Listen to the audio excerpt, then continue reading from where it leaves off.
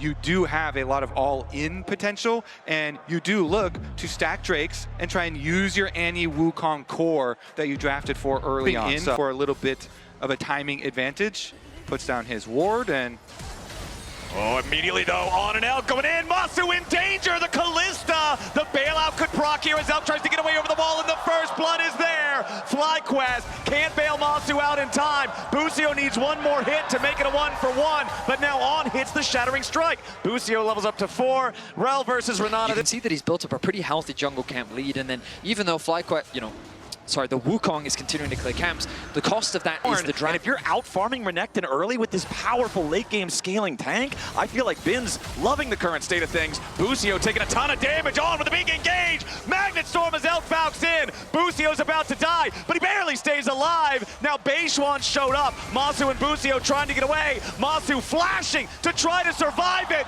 and somehow in 4 out of 5 rolls, yes, a lot of them are very small, but the 2 biggest leads are for Knight and Elk.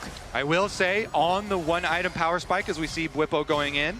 Yeah, we do have a couple of problems here for Beishuan. Gets stunned up by Quad, and Bwipo it gives you BLG already melting through this dragon. It's going to be uncontested. Like, coming into this game, something we talked a lot about in the draft was... We'll have a level 2 Chaos Storm for the next big fight. Quad, only level 9 on the Annie, of course, about to tick level 10 as soon as he kills 1 or 2 minions here. But Knight definitely getting the better of the mid lane matchup in this second game. Beishuan versus Inspired 1v1. Inspired's ready to commit the Cyclone. Meanwhile, over in mid lane, Masu's going to be under pressure. Inspired putting the damage into Beishuan. He's already found the kill there. Now Busio and Masu going in after out. Plenty of damage here into the Corki. The bailout for Callista saves her life, but Ben's made his way into the fight.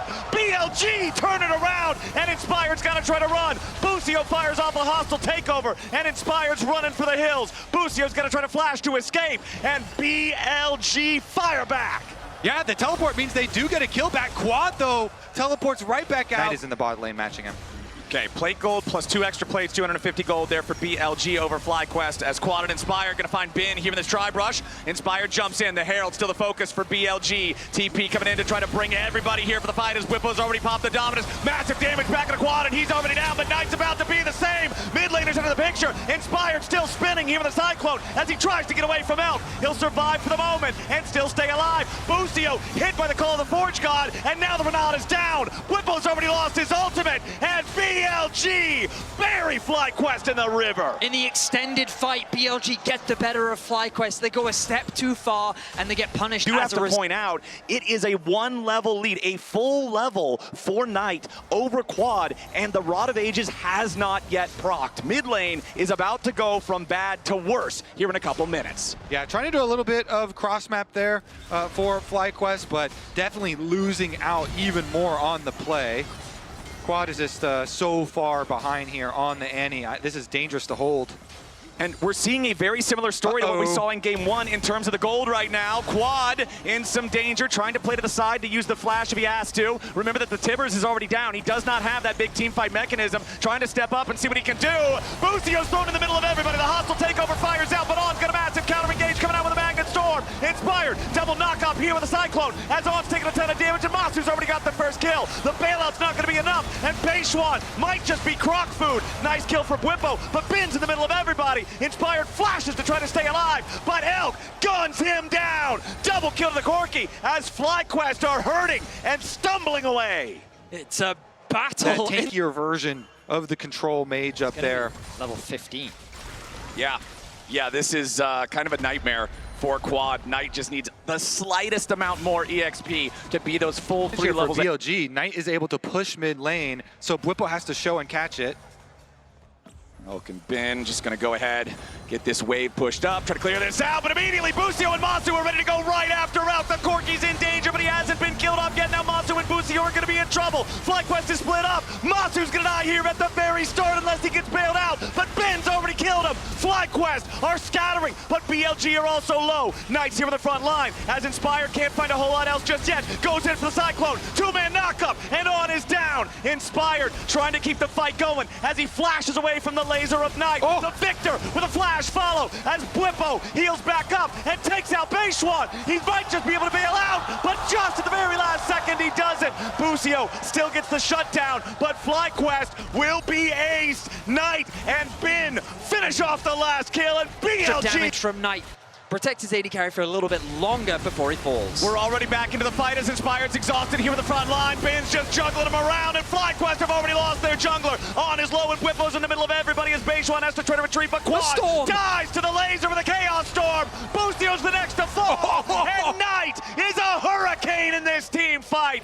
BLG tear FlyQuest apart. Is that Knight from Arcane? He's not even done, boys.